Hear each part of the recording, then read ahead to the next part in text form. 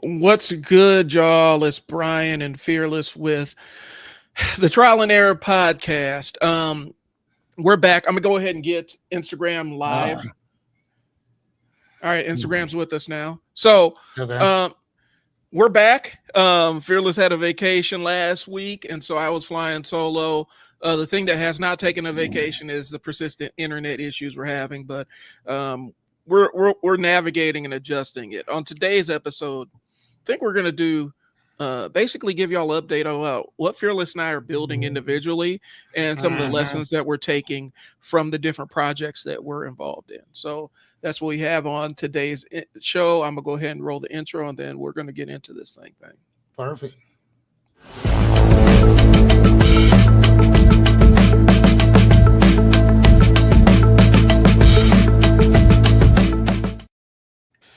All right, what's going on? It's Brian with the Unstuck Sessions. I run a marketing agency that I'm pivoting into a DIY marketing agency and kind of a teaching platform where I'm teaching business owners and aspiring solopreneurs, entrepreneurs, or whatever, to launch their own businesses and do their own marketing. And so that's one of the major things I got going on, and one of the big pushes that I'm making. We're the third quarter of the year. I think it's third quarter. That's what I'm doing. I think it's about that. So that's what I'm doing in the third quarter. Fearless, go ahead and introduce yourself. Fearless Cummings, life coach and philosopher, and that's kind of about it. So my objective is basically to help to kind of simplify people's lives just a little bit. Mm-hmm. You know, my whole thing is that it's not what you think about, it's how you think about it. Right. So that's literally kind of my spew on what I'm doing. So yeah, there you go. Okay. And what I'm building right now is I'm using this. Can we just hop right on in so I can kind of show you exactly what I'm doing, what I'm building, all that good stuff? Yeah, you can. Okay, cool. So I'm a hold on one second. Let me go into my stuff right quick, and so I can show people exactly.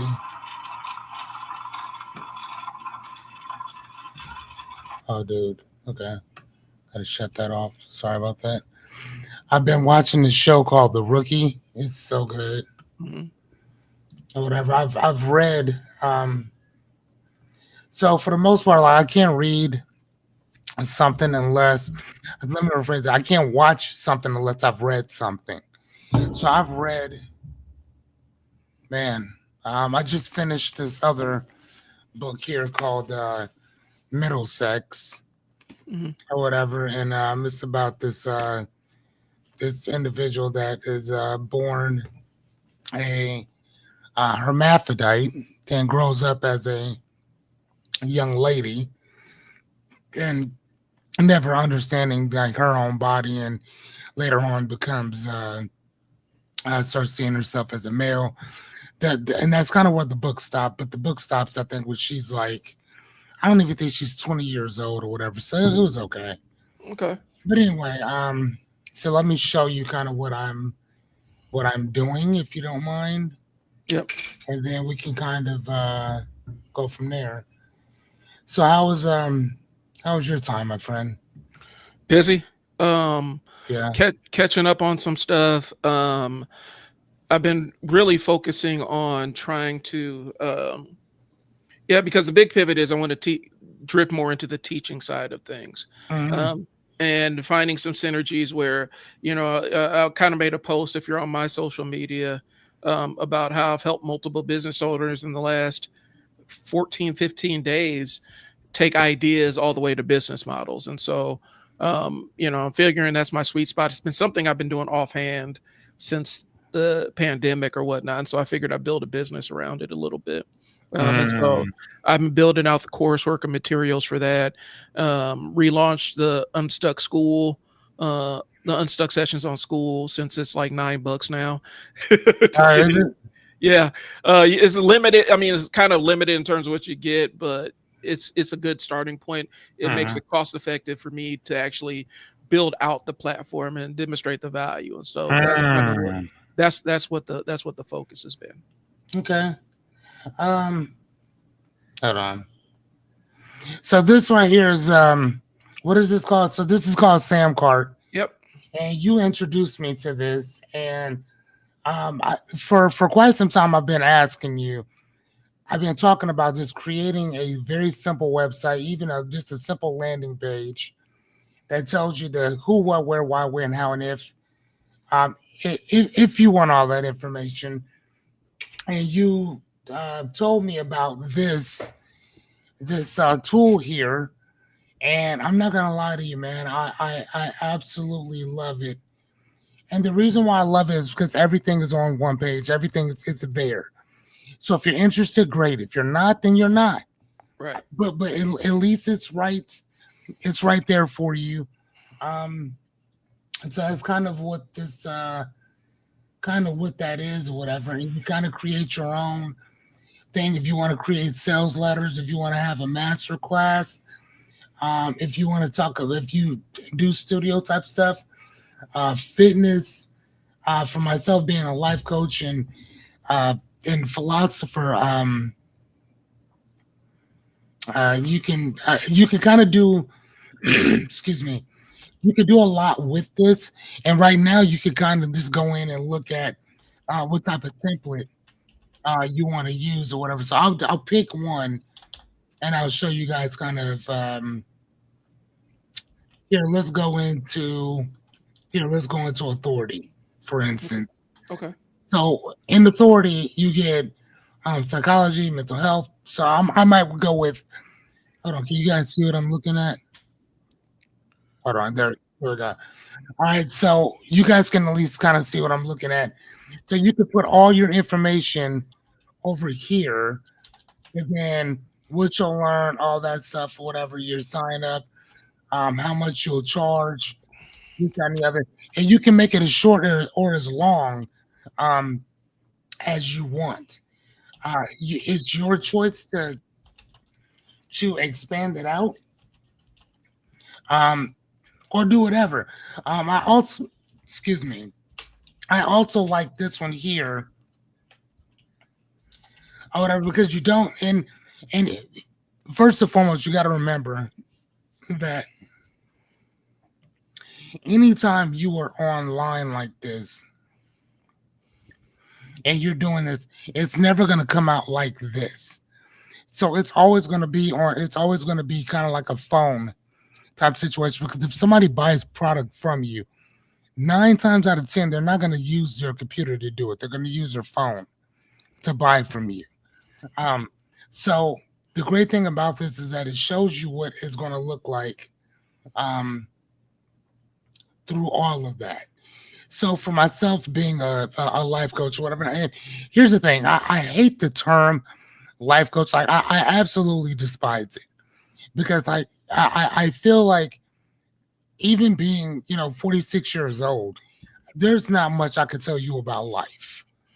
Like as much as I know, there's only so much. But the thing is that you got to use what people know and understand. So if I were to call myself a consigliere, if I were to call myself a philosopher, Hmm. you wouldn't understand how that would actually entail help you. So I would have to use uh I would have to use the colloquial name of life coach, because everybody at least understands what that is Right. or whatever. So and unfortunately, when in Greece, you do what the Grenetians do. Um, and so so you can look at these things here. You can build your own stuff out.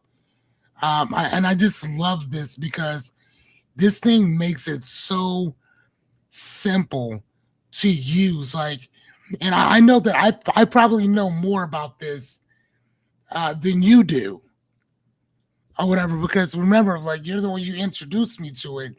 Yep. I bought it and just started playing around in it, and like I'm just like wow. Like, here we go. So something like this here, boom. So I'll probably use something like this. I love this.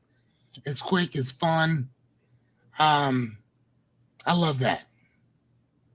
And then you have your stuff there done, right? I mean, so everything is quick, simple, easy, finished. Like I love stuff like this. Okay. Where I can see what I need to see, and then I can fuck up. If I can screw off and go do my own thing, you know what I'm saying? Like, but that's my fun thing. That's my stuff. Okay. And so kind of explain what you're building with it because we mentioned what the So platform yeah, is. yeah. I'm building my own independent private practice. Say that 4 times, right?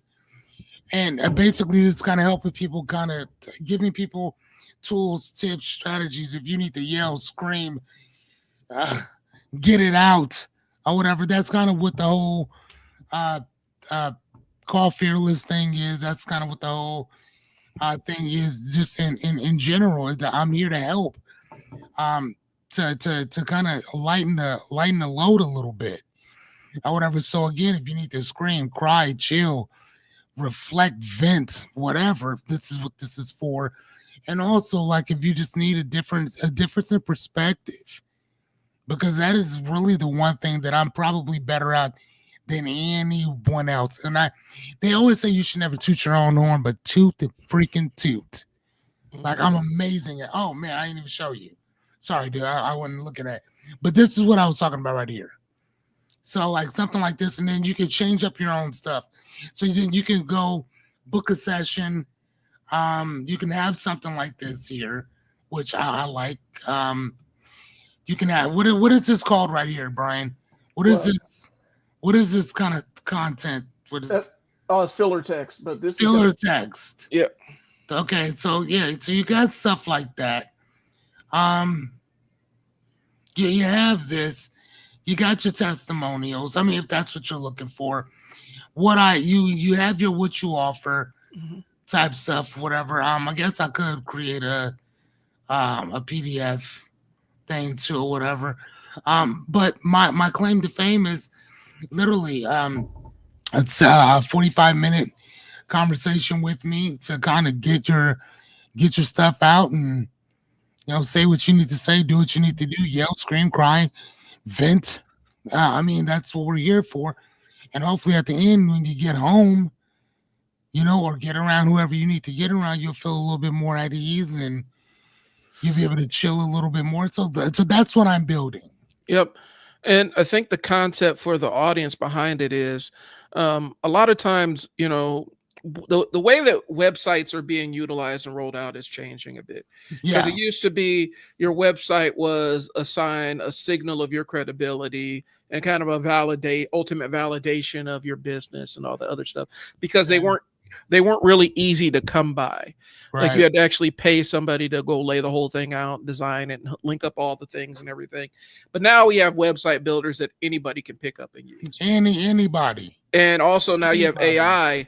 If you know the right AI programs, you can actually spin up a website and then go on the back end and connect everything. Yeah. And so, Yeah, um, but this right here, the reason, and again, I told you before, the reason why I love this right here is because it's simple. It's simply used, and the great thing about this is here. Let me see if I can. Here, let me hold on. Let me see if I can do this, because I want to show you just how simple something like this actually is. Because hold on, I didn't like this one too much. That one was okay. Hold on, where we at? Okay, so we'll go here. So we'll select this template. Okay, and here let me see what. Hold on, let me see what it's gonna class. Nope. Okay, so you have, oh, okay, let me show you. So you have two different things on here. You have your Pages AI, which will basically kind of design a lot of it for you. Like, you tell it what you want, and it kind of creates your stuff or whatever. Or you have Classic Page, where you can use a drag and drop method, kind of like Wix, kind of like Squarespace, mhm. kind of does the same exact thing, right? You can go in right here. I don't know if you just saw me click it. Okay, so that's there. Let's see if I can. Let's see if it'll allow me to go in and hold on one sec. Okay, so since this is something new, Brian, give me a name for something. You know what? we'll call it uh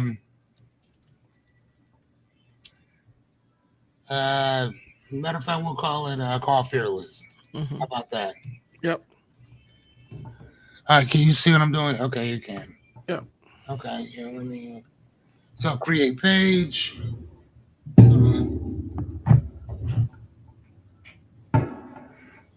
Okay, so right now everything is getting set up, as you guys can see. Hey, where's my stuff at? Brian, I don't know. Brian. Well, and the point I was making is, since the barrier to entry is a lot lower, a lot of times people got sold an entire website that Yeah, has 10 to 20 pages on it, when they only really need one. that's it. It to let people know who you are, what you do, and how to And contact and you and that's how to it. pay you.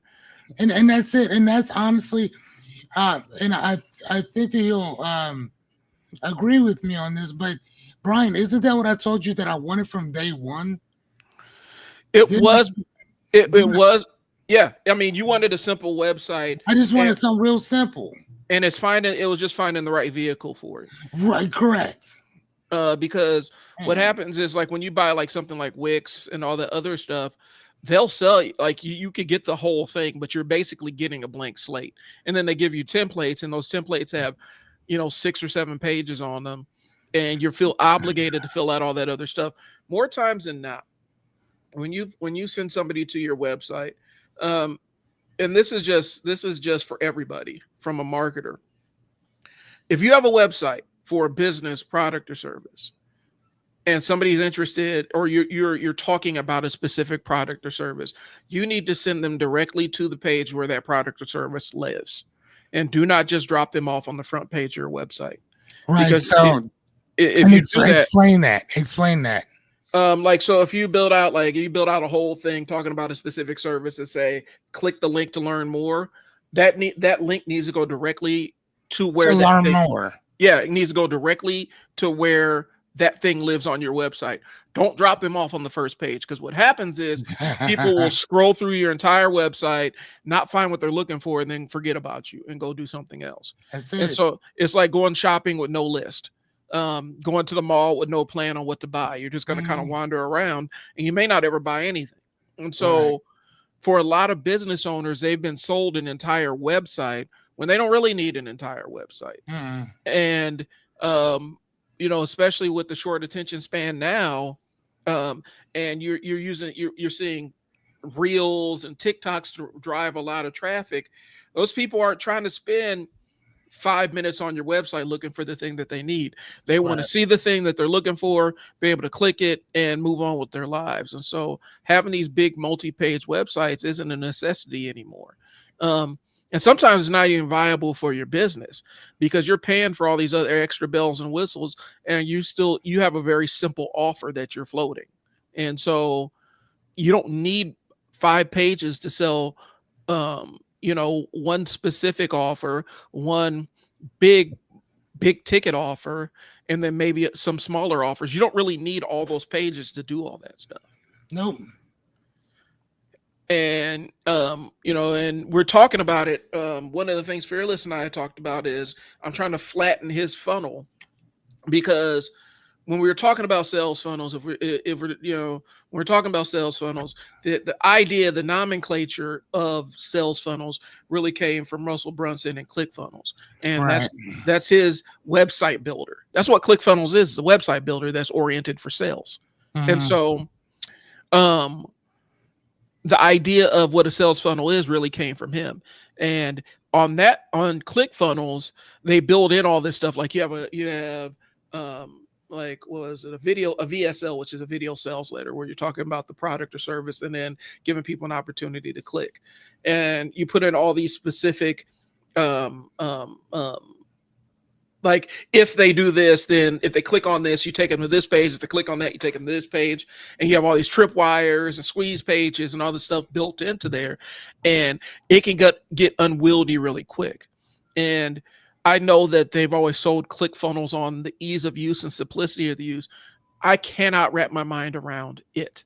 Like, I'm a marketer. I've been doing this for over 10 years. I cannot wrap my mind around it. Like when they start talking about all this other stuff. And so I've played around with ClickFunnels and I've ended up drifting off of it. But the side effect of ClickFunnels and the concept of the sales funnel is people think that your sales funnel has to be this multi-layered if then with all these contingencies, and they click here and you take them this page, click here, you show them this offer, and you don't need all that. Because what happens is if you have somebody who's super interested in your product, Fearless and I talked about it, because somebody that wants to get straight to your services, if you try to filter them through all that other crap, you're going to lose them. And now an experienced person like Russell would know, hey, this person is very, very hot traffic. I need to lead them to the offer as quickly as possible. Most people aren't going to know that. Mm-hmm. They think that you have to do all this stuff to qualify them. But sometimes people come into your funnel, they're already qualified. You need to have something that can identify those people really quick and take them to the solution. Right. And so I'm saying all that to say this. People get these websites and build these elaborate multi-stage sales funnels and all this other stuff. And it's unnecessary and it loses them traffic. And plus it confuses them. Because all it takes is one step to be out of sequence, and now this person gets sent to a 404 page that doesn't exist, and you'll never see that customer again. Never. And so Fearless and I had a conversation about, let's just flatten the sales funnel. The sales funnel is, you see Fearless, he's addressing a specific problem, or you feel like you want to work with him. And this is how you contact him. That's it. And that's the flat, and your sales funnel can be that flat. You don't need to add all these layers of complexity to it. And so that's what me and him have been working on. And so really unpacking what the offer is and how to reach the audience and how to get them in the funnel as quickly as possible and making it as simple as possible. Because like I said, people have worn out on that, to be honest with you. And I think it's just it's just kind of a feature of time, because I think people, for a while, that's how you warmed up traffic and that's how you got people. But now people are so sick of it. They're like, if I got to click a form or fill out another form, I'm not going to do this. And they just click off of it, because so many websites are doing that. So many services are doing that. So many coaches are doing that. So many consultants are doing that. People are just like, I don't want to deal with all that. I just want a link. Tell me where you are so I can pay you money, and then you can tell me what I need. Yeah. And to be honest with you, during the pandemic, that was my sales funnel. It was like really simple. It was, people saw a video. Hey, I want to work with Brian. Here's the Zoom link. We get together and chop it up. Right. And then we figure out if services make sense or if they don't make sense. Mm-hmm. And that was the sales funnel. And I think people got sucked into that. And so that's what this entire thing is. So for a business owner out there, or if you're a solopreneur, you're looking at starting the side hustle and everything, you do not need a website off the rip. You probably may need you could even really have just a Zoom link and an email. Like, you could be as simple as a Zoom link or an email. Yeah, no, and that's literally it. One of the ladies that I hired myself to coach me, that's all she was a Zoom link and an email. That was it. Like, I'd seen several of her videos. Mm-hmm. They were great. She said, hey, if you need some help with this and the other, hit me up. This is what I do for a living. I mean, I'm not going to charge you that much. She really didn't. I think it was like $150 for like 30 minutes. Mm-hmm. I mean, for somebody else, that was a lot. For me, like the information I got was invaluable. So, we got to have a great conversation. I learned quite a bit. I didn't do a damn thing she said afterwards, because based on what she said to me, I'm like, you know what? I don't feel comfortable putting that particular stuff out. This is kind of, and the great thing I love about coaching or hiring a coach or a mentor or a guide in general is that sometimes your guy can help you get from point A to point B, but maybe you need to go from point A to point F. Yeah. Maybe your job is not to go to B yet. You can always go back to B or whatever, that's fine. but sometimes it's almost like going from I used to think that you had to go from like a Dodge Intrepid Mhm. to uh, a Ford, and then from a Ford to like maybe a Lexus, and then from a Lexus to a BMW, from a BMW to a Tesla, Right. as opposed to just going from a Dodge Intrepid directly to a Tesla. You can do that. And so I had to rewrite, I had to rewire my mind and thinking, okay, well, what is it that we're out here doing? What are we trying to do? And it was so crazy, bro, because like I was downtown Omaha yesterday, and I'm sitting around all these people, and I'm hearing all this hustle and bustle, and this everybody's talking about this, talking about that, and it has something to do with business, money, career, Mhm. this, that, and the other. And I'm just standing there looking at everybody, and I'm just kind of like, damn, bro, like there's no connectiveness to like Earth in general. There's no connectedness to each other anymore. It's like we're all like scrounging for something. You know what I'm saying? And the thing that you're scrounging for ain't got shit to do with why you're here. You know what I'm saying? But maybe it Mhm. has everything to do with why you're here or whatever. But I was just kind of looking at that like, man, like this is just crazy how far we have sunk in the spirituality of becoming who and what we are. And again, that was just what I was this overwhelming feeling that I got just standing in. And again, I was just around a bunch of people. Everybody's on their phone, and nobody's really focused on anyone. You know what I mean? I'm just Yeah. like, damn, that's crazy. You Yeah. know, like it's almost like I was reading this thing once, and it was talking about it was talking about it said looking into when you're having a conversation with your children, just 2 minutes of unblocked eye contact is worth more than hours hanging out, going out and doing something. Think about that. 2 minutes of direct eye contact when you don't look away. Hey, baby. When you don't look away, you know what I mean? This that uninterrupted time with your children. This 2 minutes eye contact means so much more than whatever else y'all can be going out and doing and this and the other. And I was just like, damn, bro. Like, you know what I'm saying? Like and I'm looking at this like this is where we are. Right. Like this is where we are. And then we wonder how, our current administration can warp people into fear mongering, into hatred, into trying to destroy your fellow man just to do it for no other reason, just because. You know what I mean? Mhm. And so I don't know. I know I went off on a tangent, but I think though, and I said before, the reason why I said that is because I did not too long ago. I just wrapped up 100 days of teaching, coaching, and a Q&A with Fearless, right? And I was sitting there just thinking, like, damn, bro, like at first, you and I we were just talking, Mhm. and I was telling him like, it wouldn't be a bad idea to work with dads. And you're like, no, it really wouldn't be. But then you're also like, Fearless. I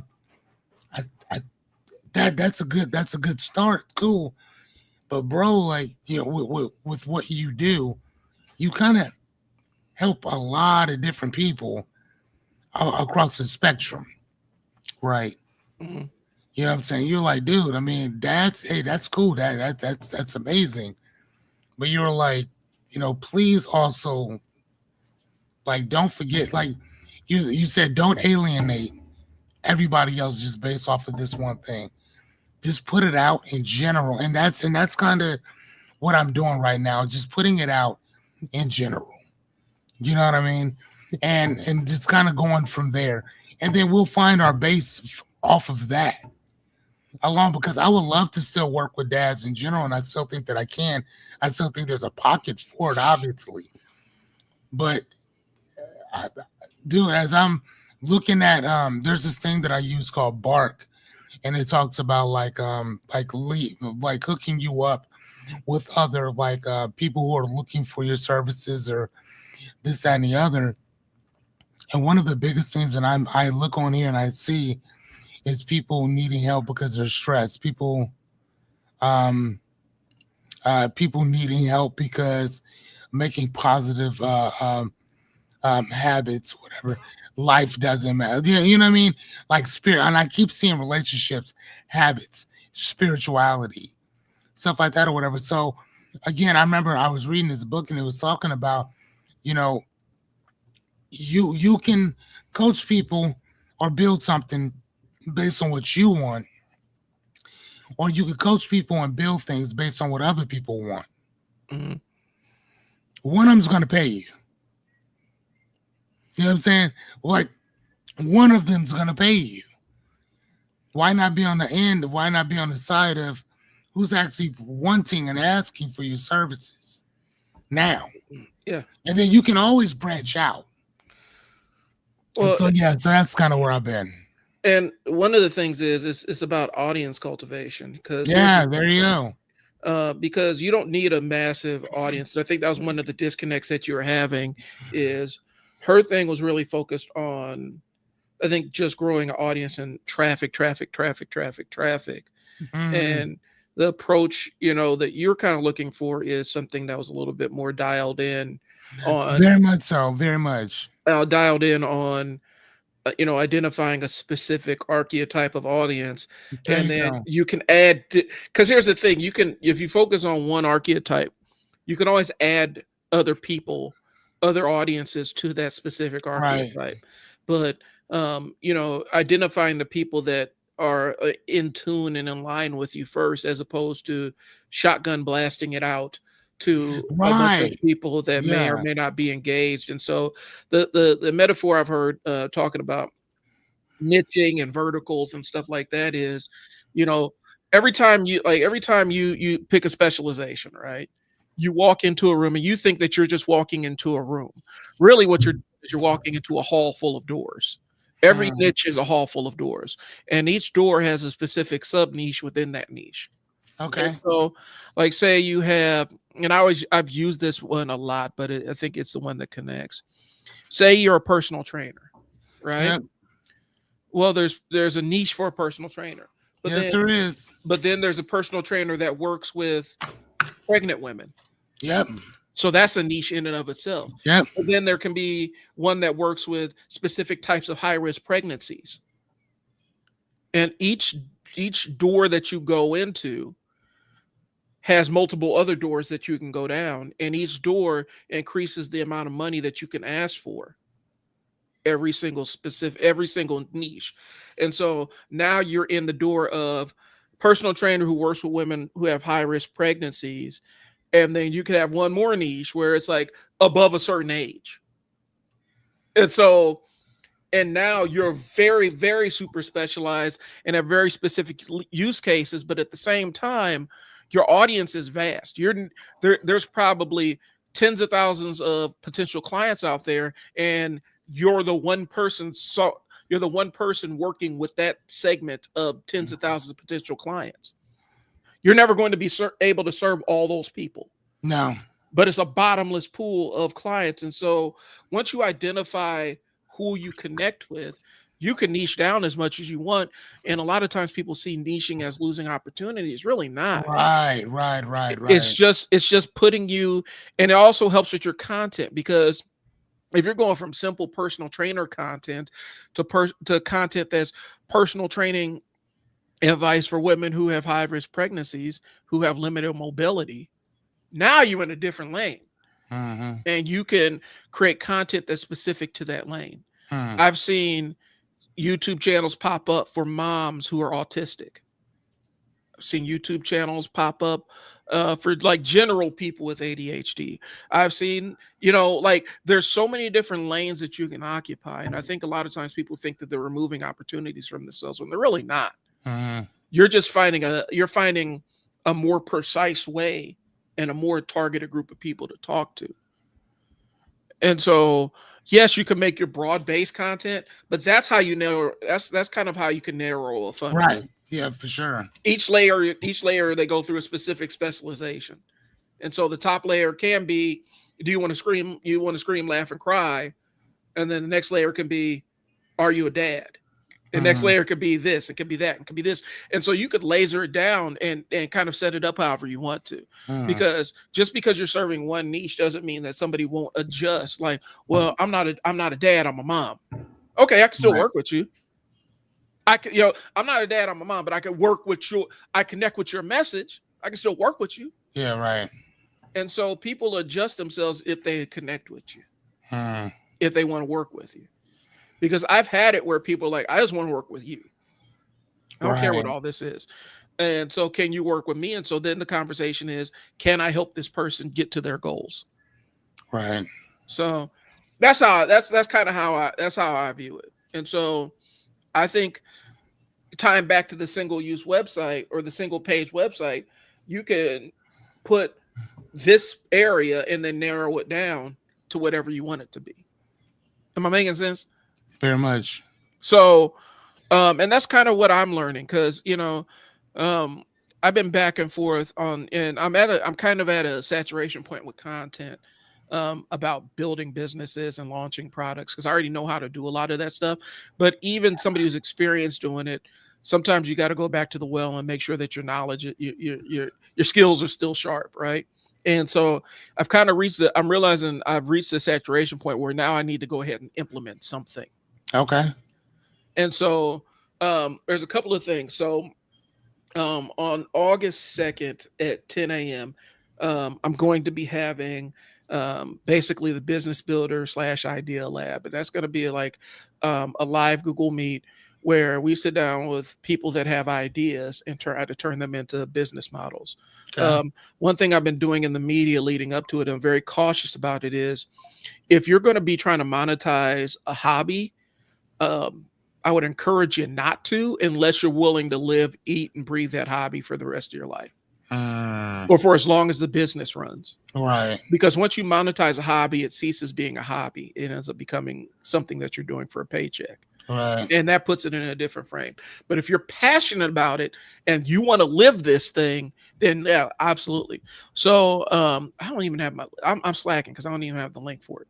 But I'm doing that. It's going to be a charge, it's going to be a payment attached to it.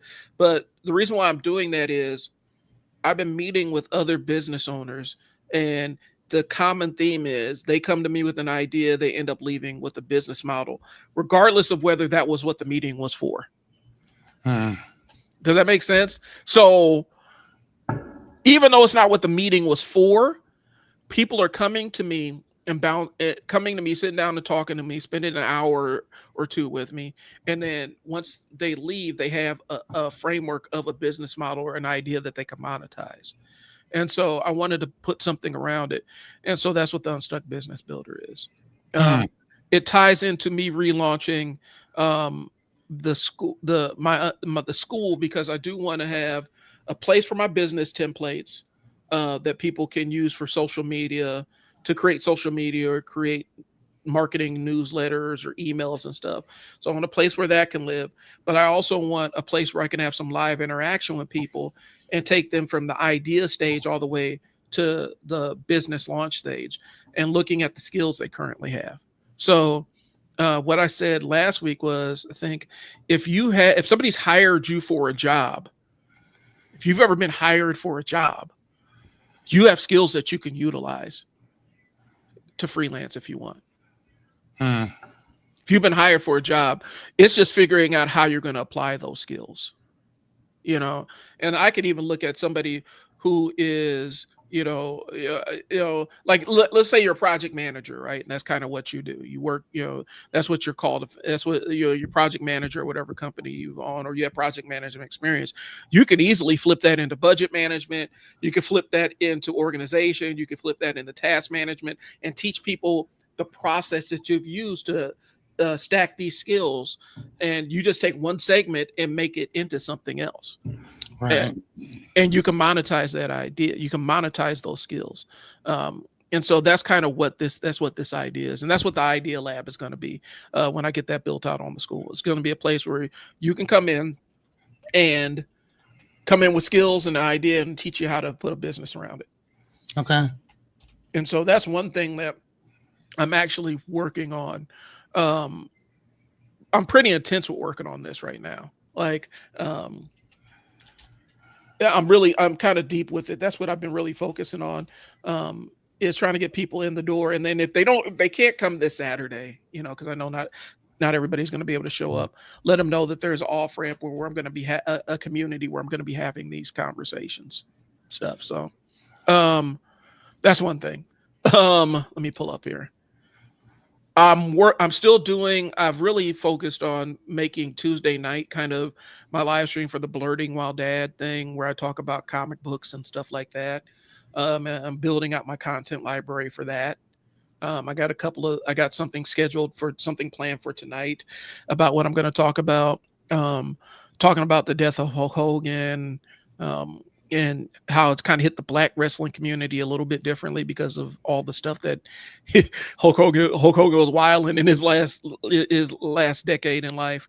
And then a couple of other things that I had in mind. An idea, not just black dudes, but even white dudes felt the same exact way towards that dude too. Yeah, I mean, for a different set of reasons or whatever. Like even with going to Vince McMahon early on, when he was absolutely a mega star, and everybody was trying to get together to build some type of a union, so they can actually start, getting the help and stuff that they actually need. And Hulk Hogan is the one who went in and put a kibosh to that, told Vince exactly what was going on, and gave Vince the upper hand, and knocked that off or whatever. Like he sank a lot of people's careers. Yeah, he was a company man, and he was but he was not just a company man. He was also a me man, and so a lot of times it was the meme was going around that don't work for me, brother. And so if it benefited somebody else and didn't benefit him more, he wouldn't do it. Right. And in the world of professional wrestling, that's kind of frowned upon. Like there's a level of you're expected to help get new guys established, help put new people over, breaking new talents and all the other stuff.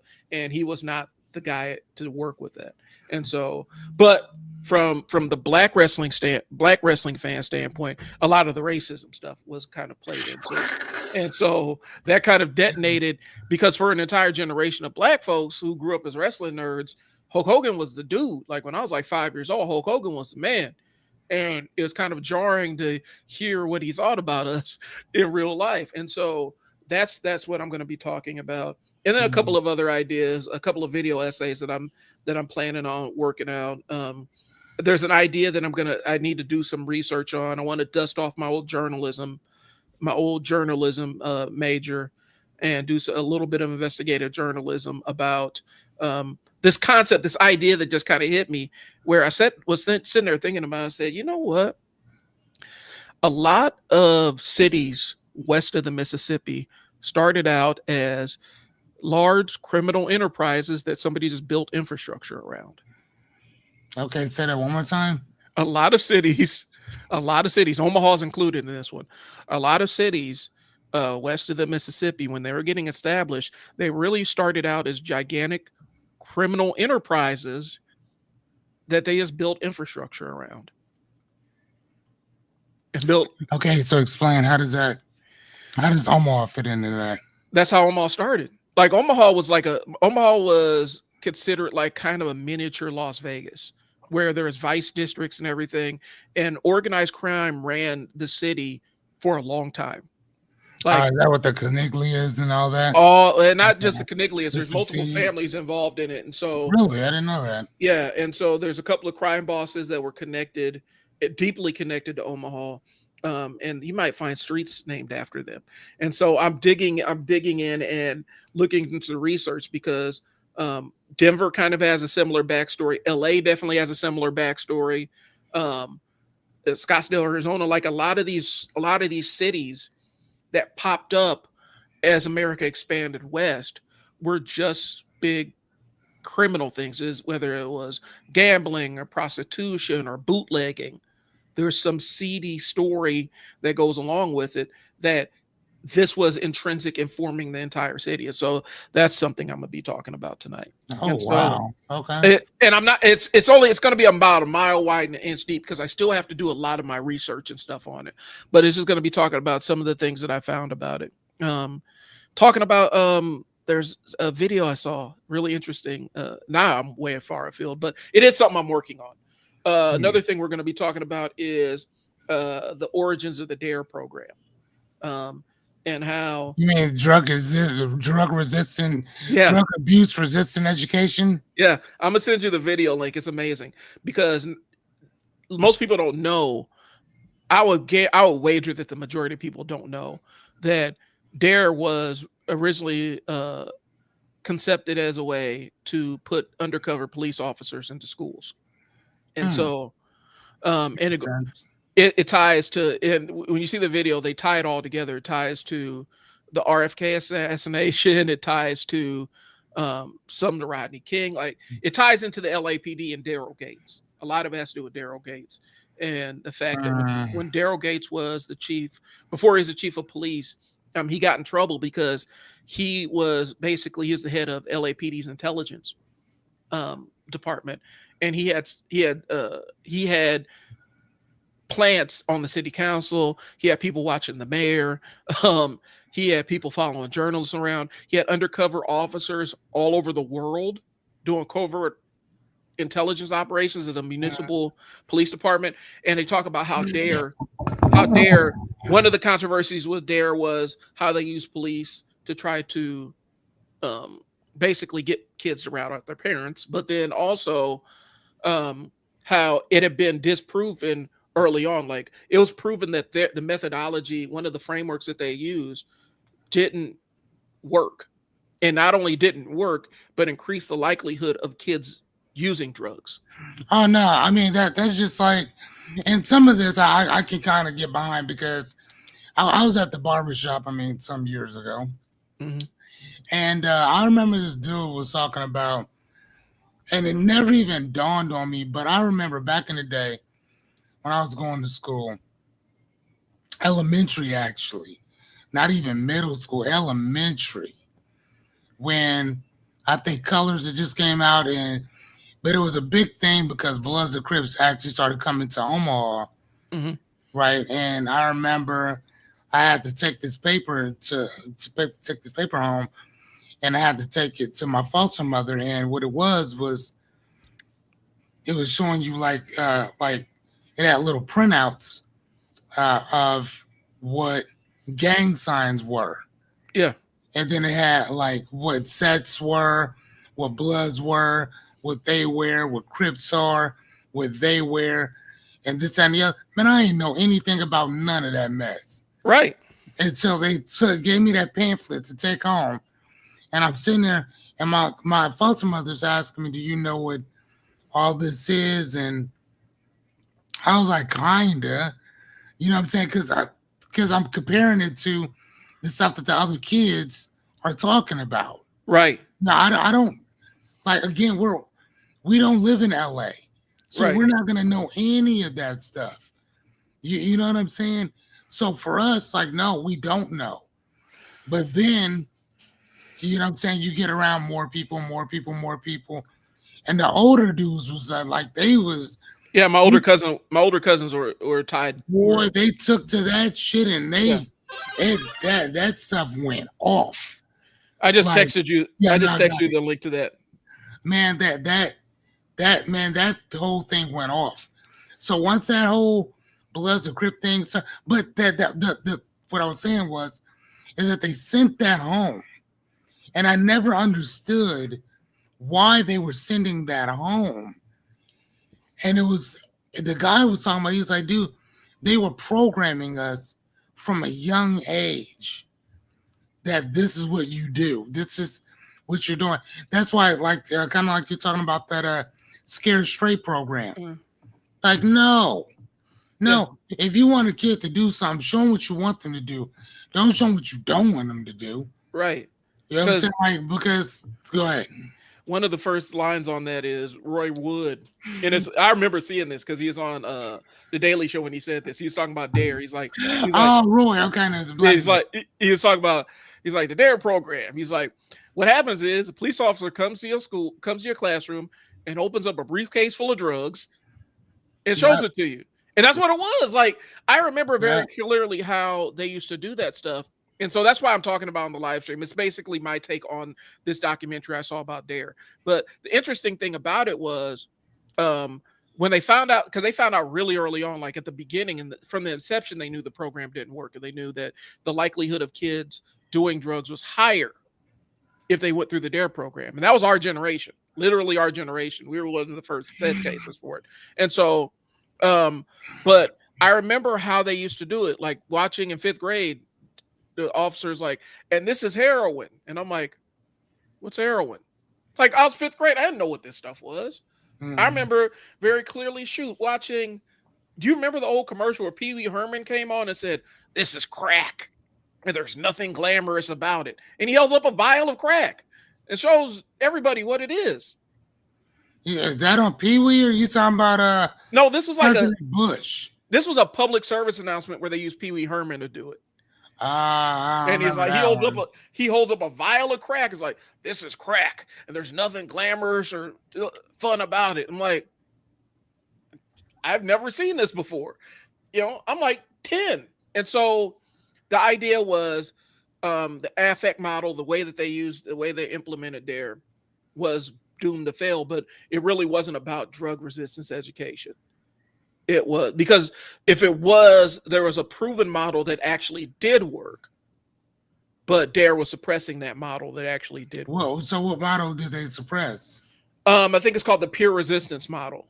And I have to go and look back on my notes, but it was a specific way they applied it, which actually was effective in what they were trying to do. But you know, here's the thing, man. I'm 46 years old now. I've done LSD and weed, nothing more than that. That's not really my thing. But you want to know why I've never tried like anything harder than that? Because when I was a little kid, during that Dare program, they said as soon as you hit that pipe one time, you will be addicted for life. Yeah. Bro, I never played with that. I was like, nah, I'm good. No, thank you. Well, and I understood that as a child. No, thank you. Nah. Well, and I think a lot of it also had to do with the fact that our generation of black people, let's just keep it buck. Our generation of black folks, we were kind of grown up. We're considered we grew up in the crack era. And so we saw the residual effects of the older people in our community and what crack did to them. Right. We actually saw what it did to them personally. And so then you also have that wing. But the reason why, and they kind of speculate on it in the documentary, but the reason why they say they were biased towards the model that didn't work, because the model that didn't work involved actually using police officers in the schools, which is what they wanted, which is what Daryl Gates wanted in LA. And the other model used teachers and educators and scientists and therapists and stuff with police and peer resistance and all that other stuff. And so there was other layers to it. It just wasn't putting the police in the schools. And so, and they talked about, or to just say, what did Nancy Reagan go? Just say no. Yeah. I mean, and then I love how Dave Chappelle, all them years later, when he's talking about the meth epidemic, oh, no. Hold on. Just say no. Well, and so how does that fucking feel? And so that's really what they were talking about. They're saying basically the residual impact of it, and it oversimplified a complex problem and kind of give the out of sight, out of mind. But then also they were talking about all the parents that got arrested behind Dare. And they talked about multiple kids turning their parents in. And so, but anyway, it's a fascinating documentary. I'm gonna talk a little bit about it more on my live stream. What you said? They were turning their parents in? Yeah. And so, but I mean, funny. And so that's one of the things I'm building. Like I'm trying to build out a platform because for me, I'm trying to get back into podcasting about my interests outside of business and marketing because I'm a nerd and I read comic books and comic book movies, which I don't have money to go see right now, but I'm getting or money or time, but I'm getting back into the grind of it. We used to go out and see whenever the newest comic book movie dropped, it was me and my friends, we'd all get together and go see it. We So you can't do haven't that have anymore. you seen Superman? Haven't seen Superman, haven't seen Fantastic Four yet. We're going to see that. We're going to see Fantastic Four tomorrow. We went to see Superman. I think last week or the week, but I think the week before we left. I Fantastic don't know. Four. I I thought Superman was okay. Yeah, I'm interested to see like an actual Superman where it's not like grim and moody like a Batman movie. I want to see what that looks like. Um, Yeah, this one was kind of. I mean, it was all right. I mean, the only thing I couldn't deal with was that suit though, man. Like, god damn, bro, they could have did a better job with his suit. well, and so I want to, and Fantastic Four is one of the books I read growing up, so that one has a special place. So even when I knew the Fantastic Four movies were bad, I still watched them just because I knew, because that's what I grew up with. So, but Okay, anyway, that's a platform I'm actually refocusing on and going back and doing podcasts for that one too. gotcha. Um, and so, let me go ahead and pin. Can I pin this? Add the project. I'm gonna add this to a specific project. And so that is where I'm at. Let me pull up where we're at on the thing. Um, and then getting resettled with Coach Moe Athletics after working on getting our new consistent location. We have a couple of places identified. I'm not ready to talk about yet. Um, and Yeah, pivoting in, are they in Bellevue? uh, not yet. Like that's where we're still looking. I'm not ready to discuss exactly where we're at yet, or we're Okay. looking at places all over. Um, Okay. but looking for places and finding places are two separate beasts. We're trying earnestly to stay in Bellevue, but we're seeing what options there are out there. Gotcha. Um, but we're trying to figure out what that's going to look like. Still waiting on the nonprofit documentation to come back so we can know whether we've been approved to be a 501c3 and building that out. Gotcha. And learning that we didn't really ever really need the building to do what we've been doing. Like we've existed longer without a building than with a building, and the building was just overhead. And that was a lesson, being able to let go of the dream that you chase down because it doesn't align with what your mission is. And so that's kind of what that lesson that's the lesson that came from that. And so like those are the irons I have in the fire right now. I am really excited about the webinar on Saturday. And I did finally pull my notes up that I was looking for, um, to talk about how people can really flip their skills into business ideas and stuff like that. Okay. And so I had the example of the project manager. Um, you know, a project manager possesses leadership skills. You can actually teach people how to lead other people, how to set a vision, how to get people to buy in, how to perform under pressure and make decisions. Communication, how to communicate across generations, across, you know, up and down the corporate ladder, communicate up, communicate down, how to be clear with your communication. Um, Organization and planning, how to set goals and break them into steps, set milestones, and all the other stuff. Time management, problem solving activity, risk management, negotiation influence, technical understanding, budget management.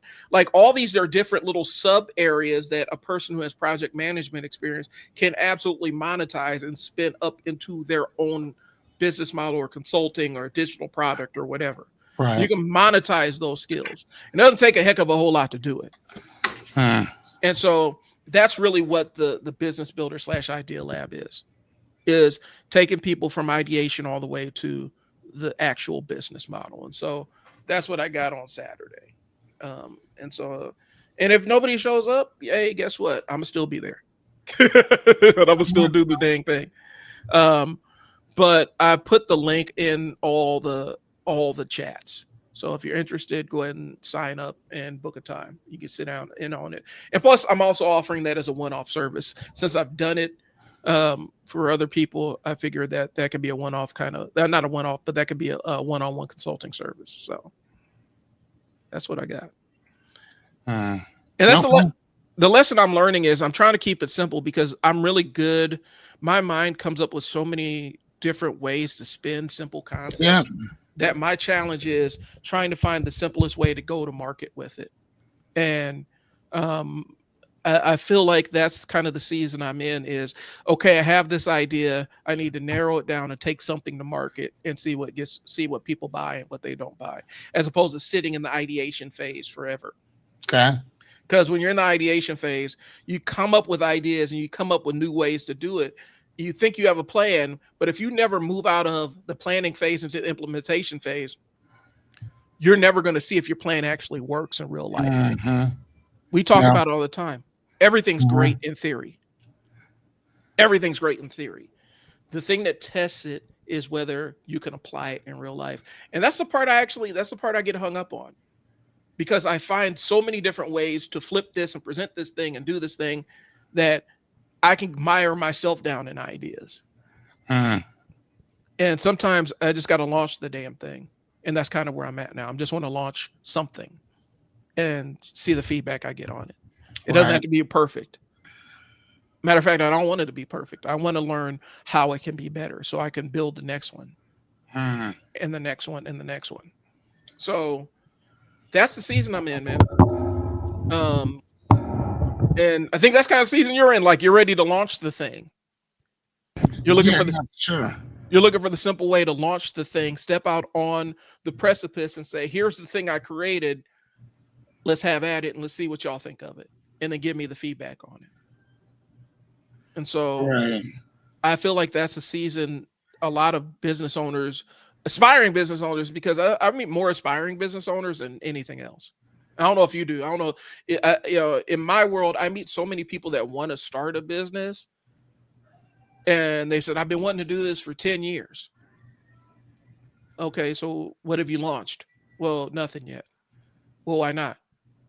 Well, I want to make sure this thing is right before I do it. Well, it's not going to be right until you do it. You got to do it, get the feedback on it, and then you make it right. You got to launch the thing first.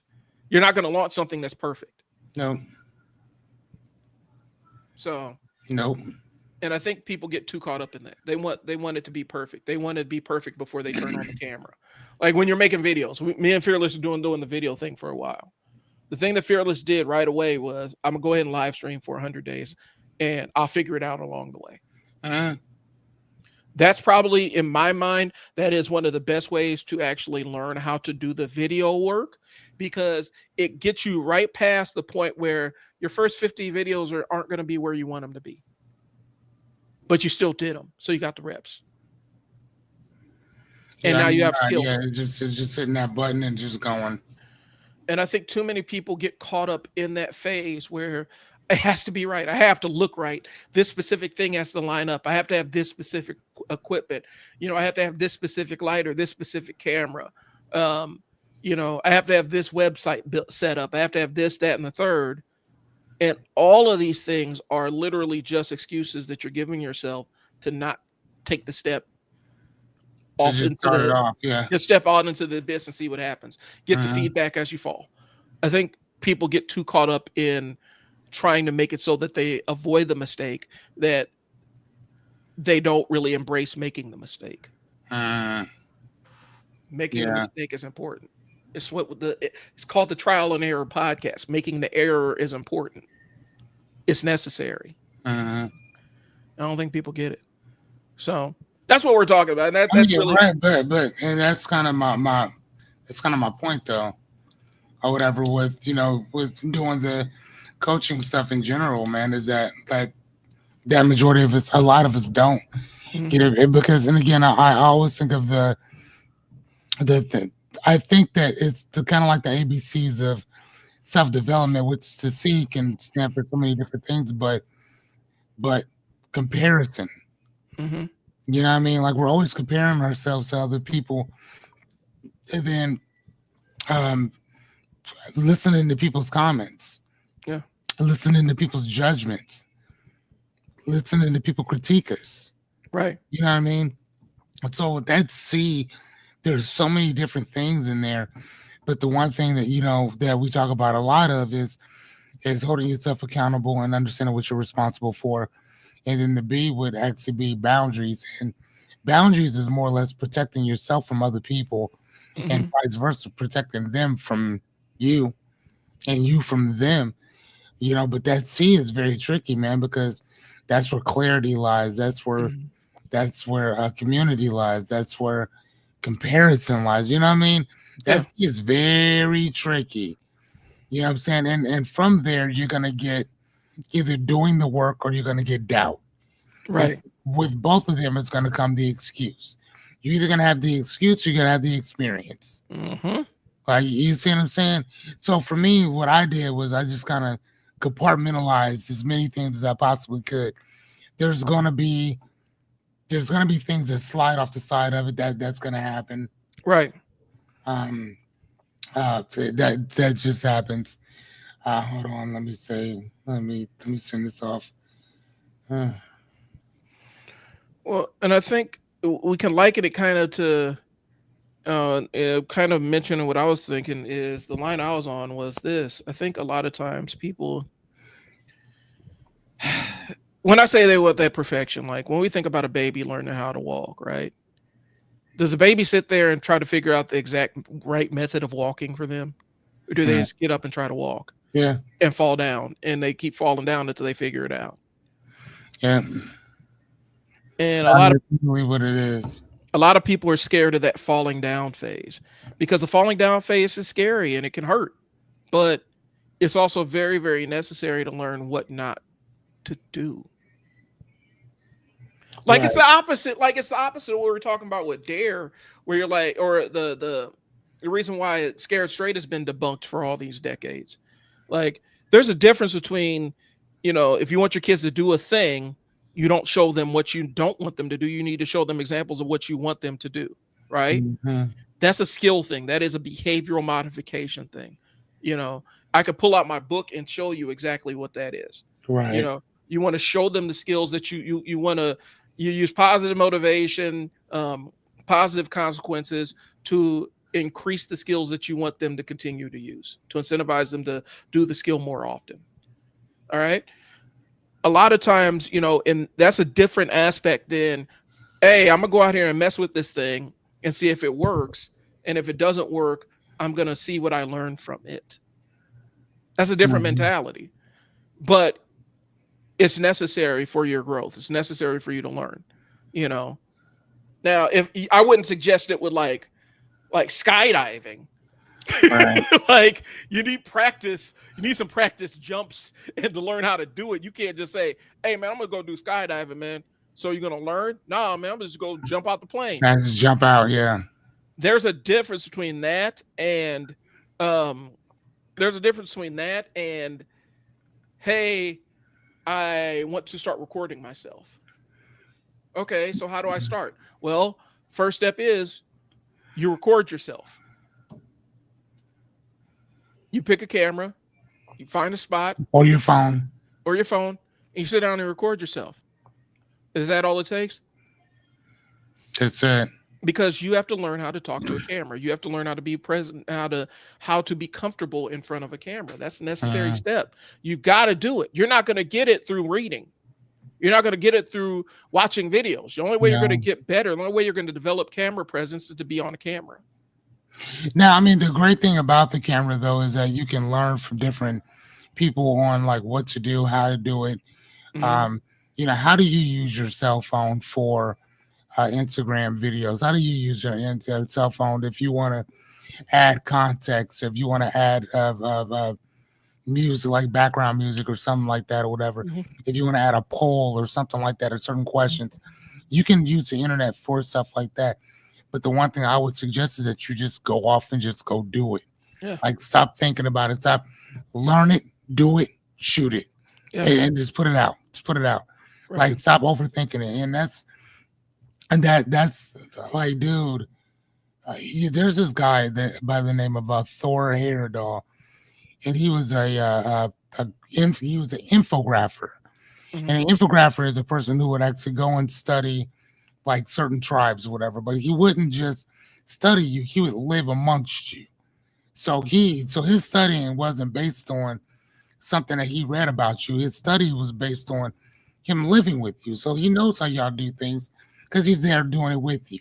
Right. And he said that progress is man's ability to complicate simplicity. I'm gonna say that again. Yeah. He said that progress is man's ability to complicate simplicity. So basically, what he means by that is that we drag shit the fuck out. We Mhm. make things way more complicated than it needs to be. It's very simple. Very simple. Or whatever. We make things more difficult than it needs to be.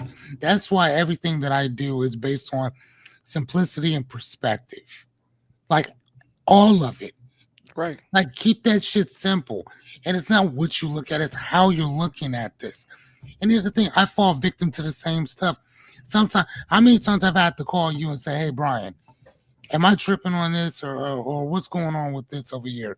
Right. What's going on with that over there? Is this going to work? Is this kind of what I'm looking for? And you have to be that other person in my head, like, yeah, either yay or nay, or in what I'm always asking, why? Right. Why is this working? Why does this not work? I need to know that. It's like, building a clock or telling a person what time it is. Like sometimes I just need you to tell me what time it is. Sometimes I need you to build me the clock out. Right. Explain to me why this works or explain to me why this does not work. And when I'm working with people, that's the objective. Sometimes you just need somebody to tell you what time it is. Sometimes you need somebody to explain to you how the clock works. Right. That's it. When I was talking to my son, he's about to start school next month. I said, son, listen, buddy. He's going into the 8th grade. I said, school is based on 2 things. I said, honey, that's all it's based on. 2 things. I said, if you can remember these 2 things, you'll remember almost anything in life. I said, number 1, your teacher's they're going to teach, 3 things. Number 1, they're going to teach you something or tell you something. Mm-hmm. Okay. Second thing they're going to do is ask you a question based on what they told you. Yeah. Your job is to answer the question that they asked. That's it. Now, if you don't know the first thing, then you ask, hey, I don't understand that. Where do I find this answer at? You see what I'm saying? But they're never going to ask you a question where the answer is not somewhere near you. Right. There's never, ever going to be a time where they ask you a question where they don't show you how to find the answer, son. Not once. Right. So if you can remember those 2 to 3 things, that's it. So it's based on questions and answers. They ask you a question, you answer it. That's it. Now, based on that, now we get into memorization and learning. Right. Because unfortunately, son, most of the shit that you unfortunately will learn in school is not based on what you're going to learn. It's based on what you remember. You know what I'm saying? Honey, you know how to read. You know how to count. I mean, we're still working on money and stuff like that or whatever. So once you figure those 2 things out, the rest of it is just going to be based on what you're into and what you're not. School is a fucking racket. And again, like I tell them, I don't care what your grades look like. What I care is if you ask for help or not. That's how I know if you're doing what I told you to do. Did you ask for help? That's it. That's all I want to know. When you come home with a horrible grade, that basically lets me know that you didn't tell these people you needed help. Right. Your grades are the receipt of what you asked for. Well, and so, hold on yeah. for a second. But I also want to include that one thing into life. The reason why I tell him this is to get him used to asking for what he wants. If you want something more, you have to ask for it. That's it. I said, son, the reason why most people are where they are is because they accept what they have. They don't ask for anything else. You have 1,001 people out here who need help, but they won't ask for it. I said, son, if you ever want to succeed, there's only two things you need to do. That's it. Two. It's not a whole long fucking drawn out thing. It's not. It's two things. Show up and keep your fucking word. That's it. What else is there?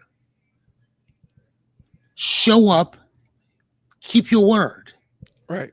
That's it. Bro, there ain't nothing else to talk about in that. You hearing me? Nothing. If you do those two things, you got it. Two things. I'm not asking you to do 3 or 4.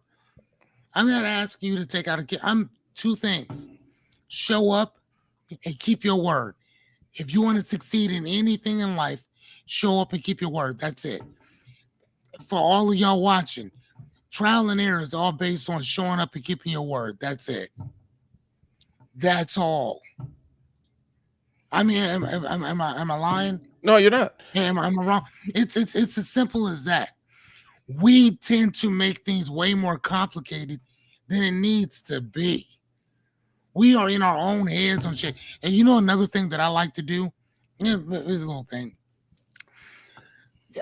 You know the dimension that we live in, right? Mm-hmm. We live in what's called the third dimension. Correct? Now watch this. I'm going to show you something. Now, if I were to do this right here, you see this little dot?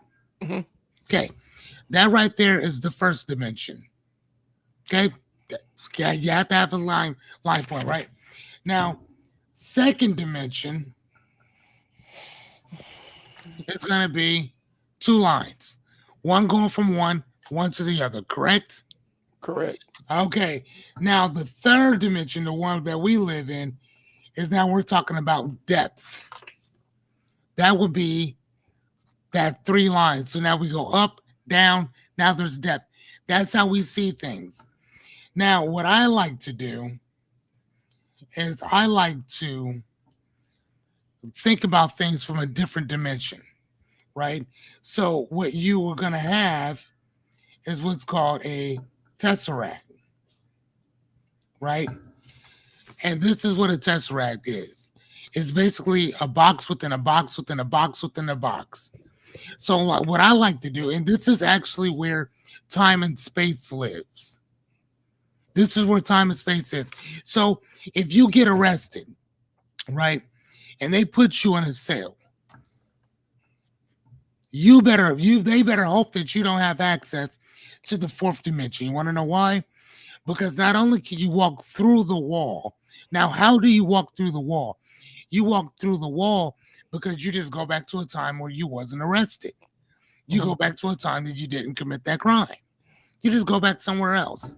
Or you go somewhere else, because when you're able to look into the future and the past all at one time, you're able to kind of do whatever the hell you want to do and whenever you want to do it, right? Right. So in the 3rd dimension, the 4th dimension, the great thing that Neil deGrasse Tyson said is that you can't have one without the other. So we do still work within the 4th dimension. It's called time and space. Right. So if I were to tell you, hey man, I need you to meet me at 2:30. And that's all I say to you. So your next question would be what? Where? There you go. Okay, so where? I need you to meet me at Diane's office at 2:30. Now, what would your next question be? Well, I know how to get there. So what are we talking about? No, not the what. So I told you the time. What date? There you go. You see what I'm saying? So that's where time and space is. So you've already been there before. Mm-hmm. You see what I'm saying? You've been there around 2:30 before. You see what I'm saying? You've been there at 8:30 in the morning before. You've been there at 4 o'clock in the afternoon before. You've been there during all these different times. So when I'm talking to you and I'm giving you a time to be there, we are entering the 4th dimension. You see what I'm saying? Because you can't have a time without space. You can't have space without time. I can't tell you to meet me somewhere if I don't give you the time and the space to do it. You see what I'm saying? Hmm. When I'm thinking about problems, that's where I go. If Yeah. that makes any sense. I try not to think about the third dimension much. I try to go somewhere else. Because if I can see things from an harmony point of view and I can look down at it, then I can see all of these different points that I didn't see before. Why do you think I'm always asking you questions? I'll hit Jessica up and ask her certain things or whatever. And again, I'm looking for perspective. Why do you think I read so much? Right. Because I'm always looking for perspective. The books that I've man, the books that I read teach me boy, man, the shit that I'm telling y'all. Oh my god. Well, Oh, and one of the things is, it's kind of related here, but one of the things is the human mind has a very difficult time associating cause and effect once you introduce time as a variable. there you go. And so when you introduce time as a variable into a cause and effect, it makes it harder for the human mind to connect those two things, because here's the thing: time is still kind of it's a it's a real construct, but it's also a human construct, Right. and that's a very hard thing to wrap your mind around, right? Like, and so for us, specifically when we talk about, when we're talking behavioral management for kids, um, a lot of times I used to have to tell parents, it's like, you're trying to ground them for a month, but No. within a day or two, they've already moved on to the Mhm. next area of their life, and kids are Correct. super resilient.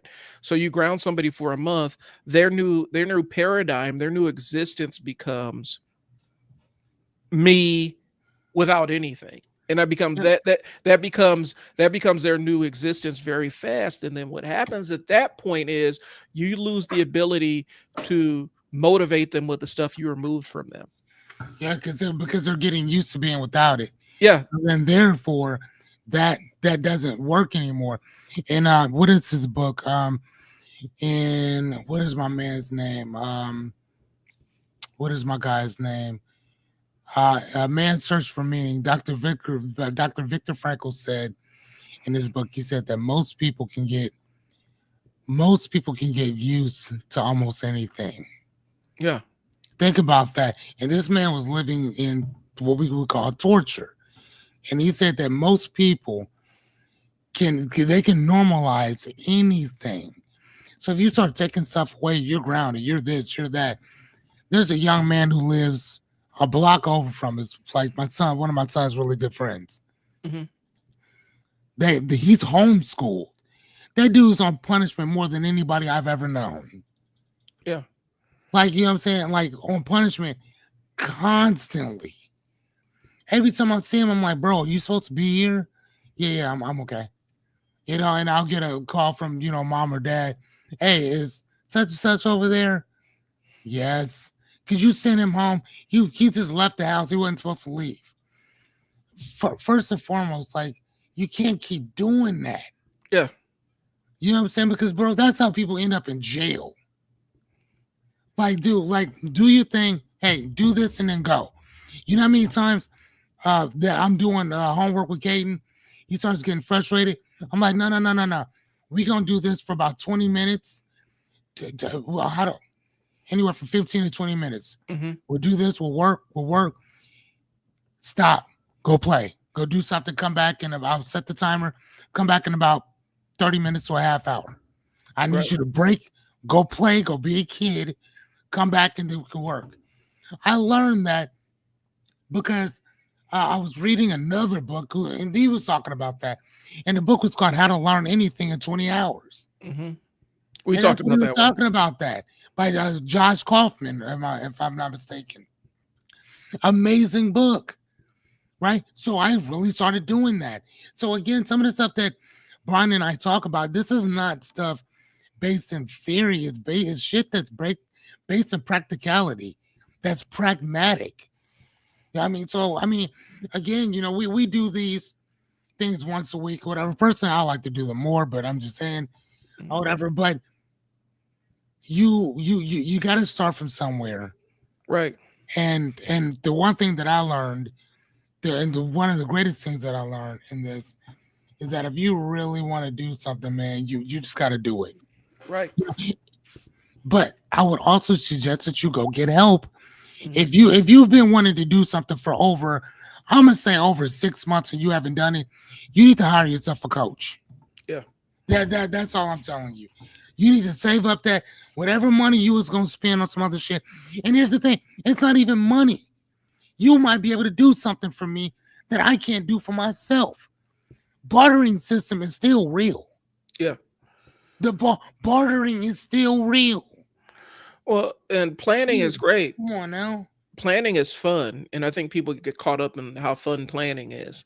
Planning is fun because you get to live in your dreams and you get to use your imagination and Right. do all the other stuff. Planning is amazing. You can plan some really amazing outcomes. The part that sucks is implementing. Mm. Implementing sucks. Mm. Planning is great. I love to plan stuff. Implementing is hard No way.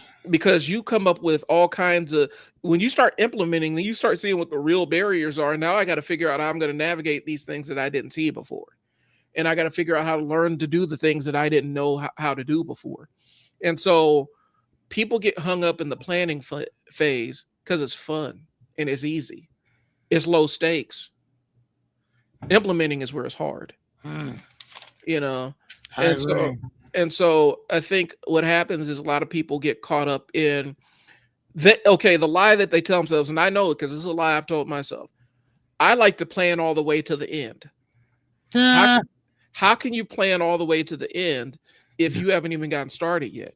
Because you right. don't know what, unless you have experience in the thing that you're planning, unless you have hands-on applicable experience, Or it's, at least exposure. yeah, exposure. Or at least exposure. It's impossible to plan for every possible contingency unless you've experienced those having to use those contingencies in a real life place. And I think a lot of times people get too caught up in, I'm going to plan this perfectly and execute it. I mean, I understand was a perfect planning prevents piss poor performance. That's true.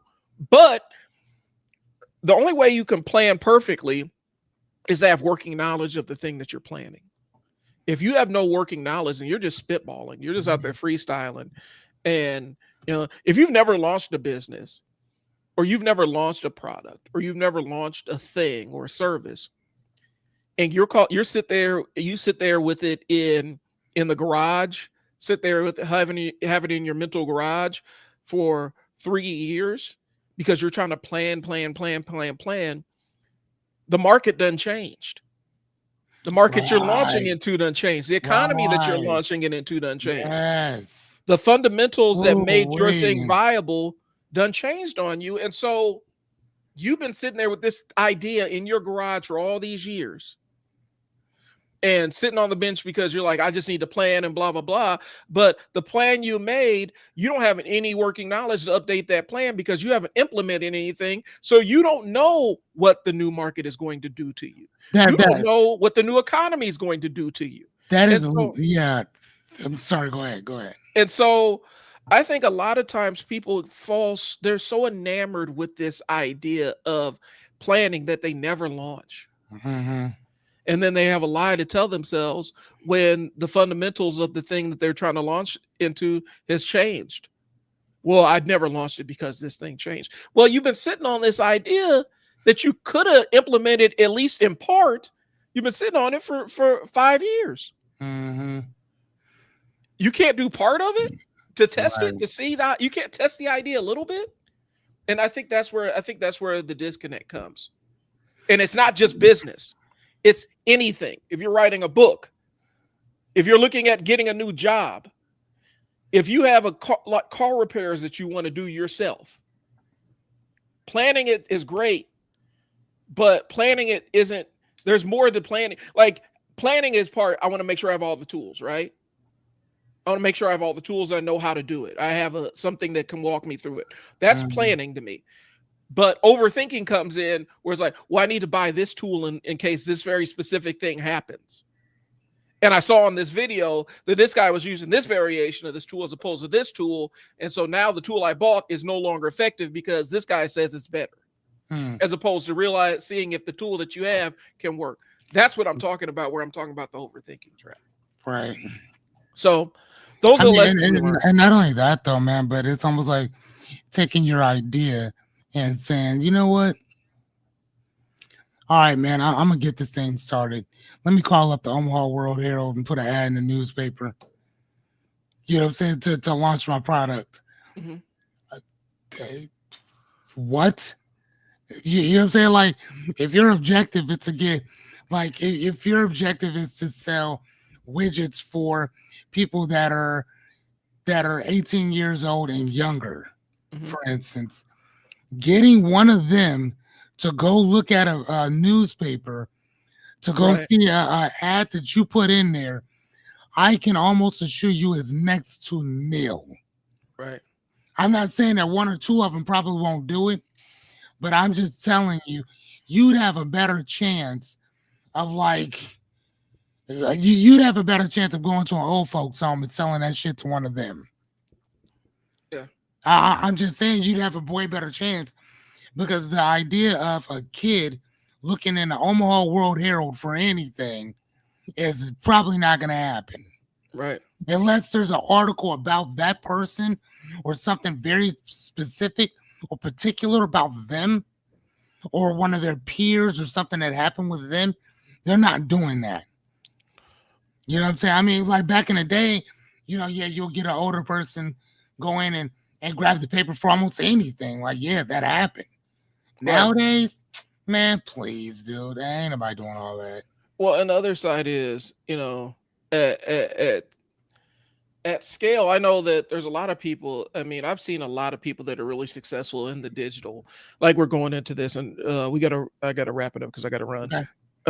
There's a lot of people that are in the digital product space, right? Like, are in the digital marketing space. There's a lot of over planning that goes on in there, because the people that are at the top of the industry, the thing that they always keep saying is, sell it before it's done. And they get the feedback after you sell it so that you can create the perfect thing. Oh, say that one more time. They say sell it before it's done and then get the feedback along the way so you can have the perfect launch. So if you have a digital course, you know, the idea is to start selling it and see if people want to buy it.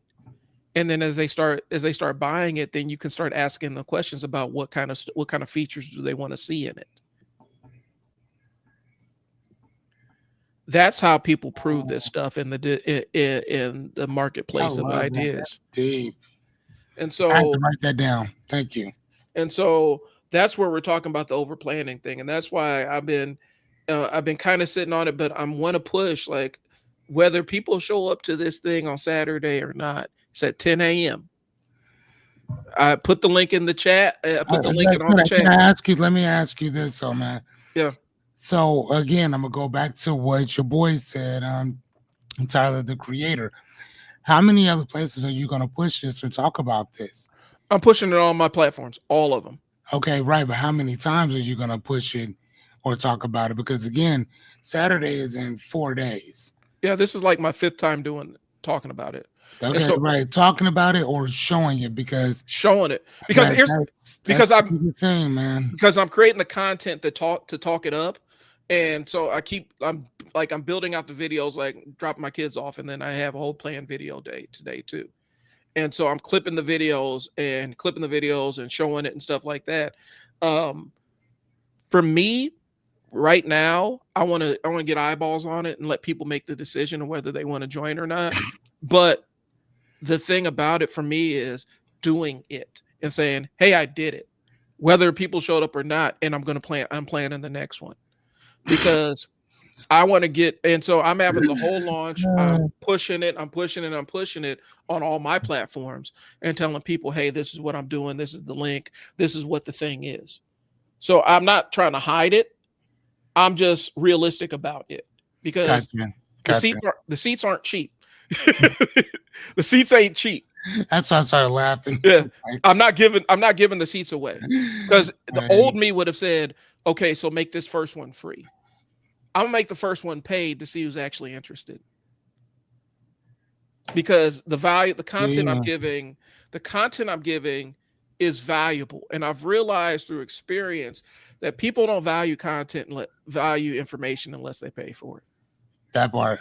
Most human beings do not value free information. As much as they sit online and complain about, oh, they're charging for this and they're charging for that, and this stuff's free on the internet, they don't value the stuff that they don't pay for. So there's a cost to it. So I'm keeping my expectations realistic about it because the seats aren't cheap. But it's a good place to come in. I've done it for like dozens of other businesses. It's a good place to come in, bring an idea, bring a concept, bring your skills, tell me what you know how to do, and we sit down and talk, and then I can help trying to give a business model around it and monetize that idea. That's what it is. So, and I say seats aren't cheap, but $250 is cheap for some people. But you get $250 for 60 minutes, 60 to 90 minutes with me. That's what's up. I love it. So that's what we got going. That's the thing. That's the links are in the thing. The links are on in all the chats and all that stuff. If you're interested in something like that, you can attend, or you can inbox me and ask me more, or you can inbox me and ask me if you want to do a one-on-one. You don't want to sit in a group and be part of the entire group thing where I put you on a hot seat and sit down and try to suss out your ideas. If you don't want to be part of that, book a time to meet with me one-on-one. I have ways to meet with you in both places. So, but yeah, that's what I got. Yeah, Fearless. I think they're all caught up on what we got going. Okay.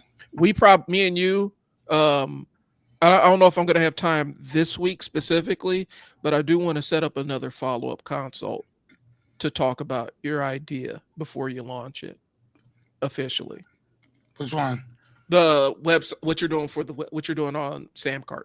Oh yeah. So that we can figure out the launch strategy and stuff. Because there's a couple of things I've learned just in the last week that I want to kind of share with you. And we can do that off stream so we don't drag this out. Because I don't want to get the look from one of my kids like, we're supposed to be at school. We're supposed to be at the school in 15 minutes. But that's what we have today. Fearless, anything you want to plug? Nope. I mean, for right now, I'm just working on getting this thing up and off the ground, and then we can just kind of go from there. That is my objective. When do you want to launch it? I want to officially. Matter of fact, ooh, I love that question. Oh, please. Today's the 29th. Oh wow. You know what? I want to launch this. I want to have this thing launched. Um, I would like to have this thing launched by the 12th. Okay. Of August, and the 12th of August is a day because it is the day that we're scheduled to do a trial and error. So we'll do it. We'll meet again, hopefully a few more times. Yep. To get everything kind of off to the races and good and all that stuff. And we will actually launch it on our show. And then we'll just kind of go from there, man. All right, let's do that. And see what happens. Let me see what my Thursday looks like, because that's typically my other meeting day. But I'll see what I got this Thursday, and then maybe we can touch base, depending on what we got cooking. So I'll hit you up. Well, yeah, just tell me this. Just let me know, like, what time is your meeting? Well, I have a morning one, and I think I might have something right after that. I'm not quite sure. I gotta look at my calendar and kind of see, and it's written down, so that doesn't help me out. Mm-hmm. But I have my morning meeting, and then I think I have a meeting right after that, and then I might be a little bit open the afternoon. I just got to figure out what my calendar is and what the recording schedule looks like. But Thursday might be the day. Okay. Or we might be able to do it on the Friday live stream. If you want to do that. Friday live. Hold on. At what time? Well, hold on. Friday live stream. That's going to be like around same time, 11:30. Well, I want to leave it open. So after I drop the kids off, so maybe like 1:30 ish. Let me double check. I'll send you the dates and make sure I have so I'm not double booking myself. All right. Well, yeah, and yeah, send it to me. Let me know, and then we'll go from there. All right, man. All right, Fearless. Thanks for y'all. Thanks for tuning in. Thanks for listening to our side conversation. Appreciate y'all tuning in. We'll get you guys next week. Peace.